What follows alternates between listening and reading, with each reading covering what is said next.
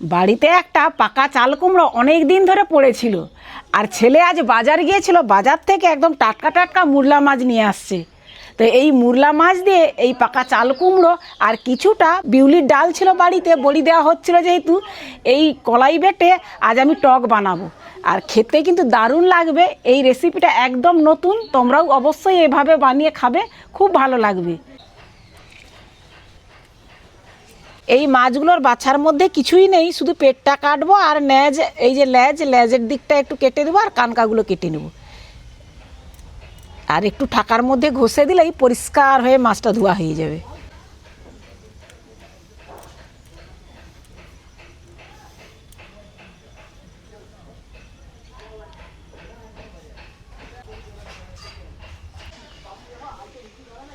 মাছটা ধুয়ে নিয়েছি, এবার মাছের মধ্যে নুন হলুদ মাখিয়ে দিব।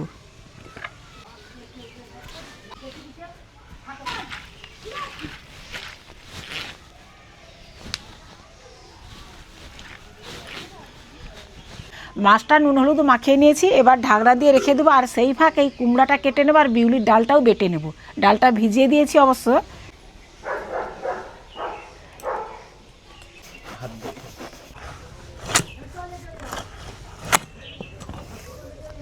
মুরলা মাছের টকের জন্য এত কুমড়ো লাগবে না, এর কিছুটা আমি কেটে নিব।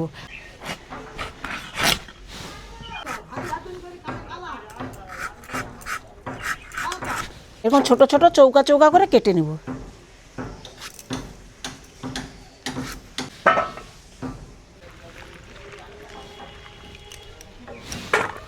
মুরলা মাছের টকের জন্য ঠিক এতটা তেঁতুল হলেই হয়ে যাবে, তবে মাছ অনুযায়ী তেঁতুলটা লাগবে। এতে কিন্তু বেশি তেঁতুল লাগে না, এই তেঁতুলটা হলে হয়ে যাবে। এই তেঁতুলটাকে জল দিয়ে ভালো করে চকটে নিব।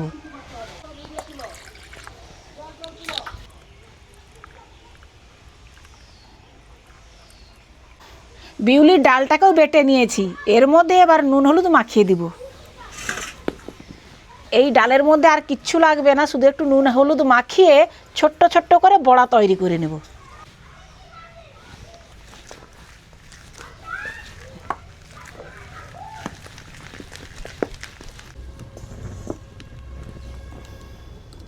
কড়াইয়ে দিয়ে দিব সরিষার তেল। মুরলা মাছগুলো আগে ভেজে নেব।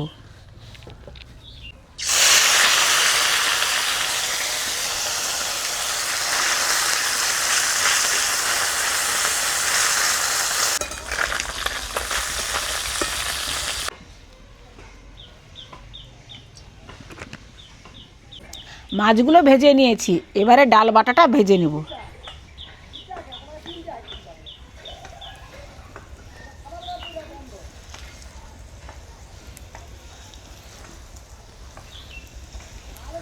ডাল বাটাটা খুব কড়া করে ভাজবো না, হালকা ভেজেই তুলব।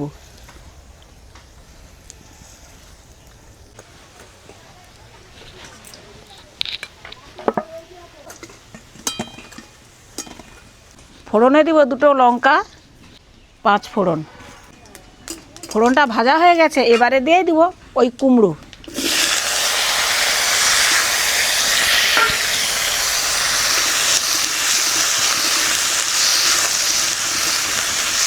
কুমড়োটাকে হালকা একটু কষিয়ে ওর মধ্যে এবার তেঁতুল জলটা গুলিয়ে দিয়ে দিব। কুমড়োটা কষানো হয়ে গেছে, এবারে তেঁতুল জলটা গুলিয়ে দিয়ে দিব।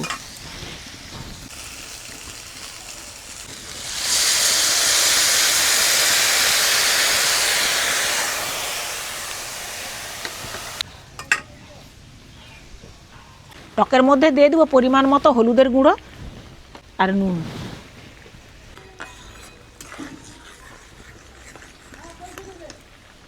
দিয়ে দেবো কিছু কাঁচা লঙ্কা, ভাজা বড়া,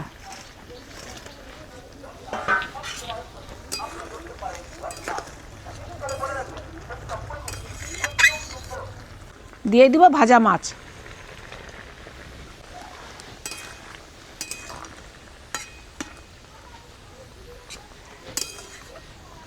টকের স্বাদটা আরও ভালো করার জন্য দিয়ে দিব পরিমাণ মতো চিনি।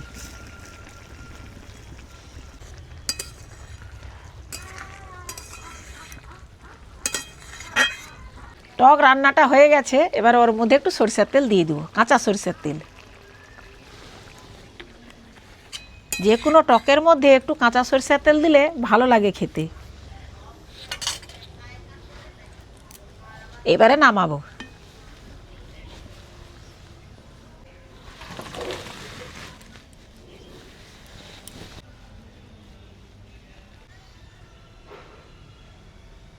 ভাতটা সাজিয়ে নিয়েছি, আর মাছের টকটা তো আগেই হয়েছে, শুধু মাছের টক হয়নি, তার সঙ্গে একটু আলু ভাতে দিয়েছি, সেই আলু ভাতেটা মাখাবো শুধু।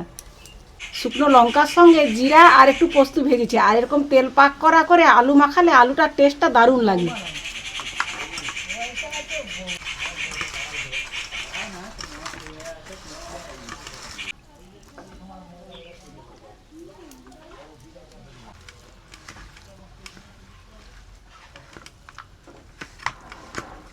আলু ভাতের সঙ্গে একটু কাঁচা পেঁয়াজ থাকলে ভালো লাগে খেতে।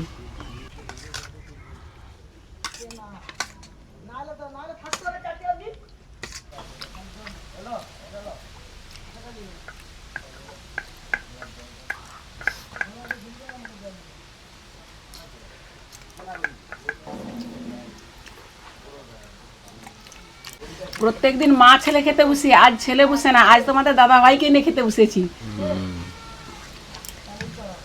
চাল কুমড়ো আর বিউলির ডালের বড়া দিয়ে টকটা করেছি, আজকের টকটা সম্পূর্ণ আলাদা রকম টেস্ট লাগছে।